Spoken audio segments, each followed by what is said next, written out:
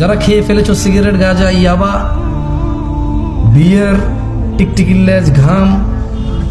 আরে হাসতেছেন কেন ভাই? মদের মতোই কিছু লোকে ঘাম। আমি একবার চট্টগ্রামে যে ধোকায় করছি ভাই, জীবনে ভুলবো না।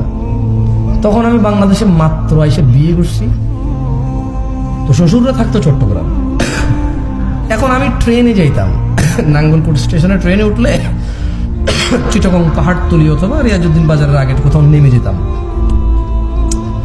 তো এখন আমি যেহেতু শ্বশুর বাড়ি যাবো, আপেল টাপেল তো নিয়ে যায়, আপনার নিয়ে যান না, এরকম কর্নেল হাট ওখানকার আগের বাজার।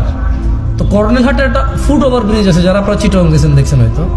এখন আমি বাংলাদেশে মাত্র নতুন আসছি, দেশ এত চিনি না বুঝি না, পুরো বাংলাদেশের কোথাও আমি ঘুরি নাই। শ্বশুররা ওখানে থাকে বিধে আমি বাড়ি থেকে চিটাগং যাই আসি, আর বাংলাদেশের কোথাও আমি ভয়েও যাই না। কেমন চিনি না, যাবো কেন? এখন দিনের 12টা 1টা বাজে, একটা ছেলে প্রচুর নোংরা জামা কাপড়, 2015 সালের কথা। কোন সালের কথা? ওর প্রচুর নোংরা জামা কাপড়। ছেলেটার বয়সে সর্বোচ্চ এতটুকু হবে, 9, 10 বা 12 হবে, আল্লাহু আ'লাম, বা আন্ডার 10 হতে পারে, আমার আইডিয়া নেই, বাট এতটুকু হবে এইটার মধ্যে। হ্যাঁ, ওই ফুট ওভার ব্রিজে সে নোংরা কাপড় নিয়ে, পরিস্থিতির ভিতরে ঘাম, এটা এভাবে দিয়ে সে কাতর, তাকাতে পারতেছে না, মানে সে ক্লান্ত, পরিশ্রান্ত, অত্যন্ত দুঃখী জীবনযাপন করতেছে। এখন আমি তো ফল ফ্রুট কিনার টাকা আছে আমার যাবে, তখন আব্বা দিতে আর কি, শ্বশুর বাড়িতে গেলে খালি হতে চাইছ না, সরম। কারণ আমার কাছে বাজেটের টাকা আছে, লিমিটেড টাকা। এখন আমি ভাই এরকম তো সিচুয়েশন আগে দেখি নাই। আমি ওই পোলারে দেখে আমি ওর সাথে বসে গেছি, আমি এই ছোট ভাই তোমার কি হয়েছে? ও কথা বলতে পারতেছে না।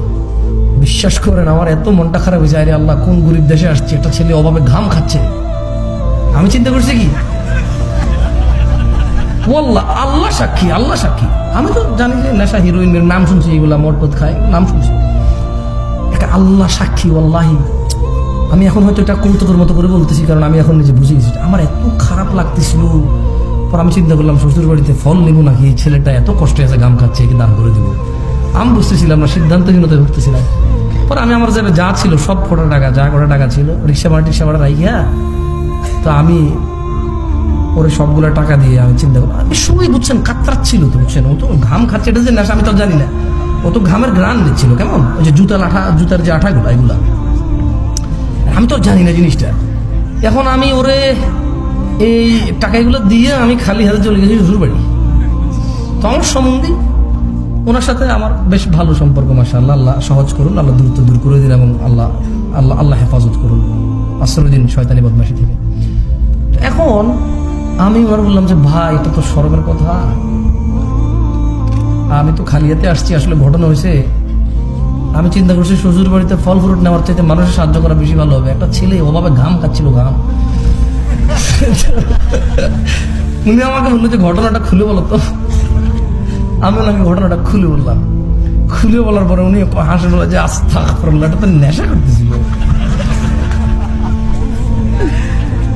ইন্না লিল্লাহি ওয়া ইন্না ইলাইহি রাজিউন। আস্তাগফিরুল্লাহ।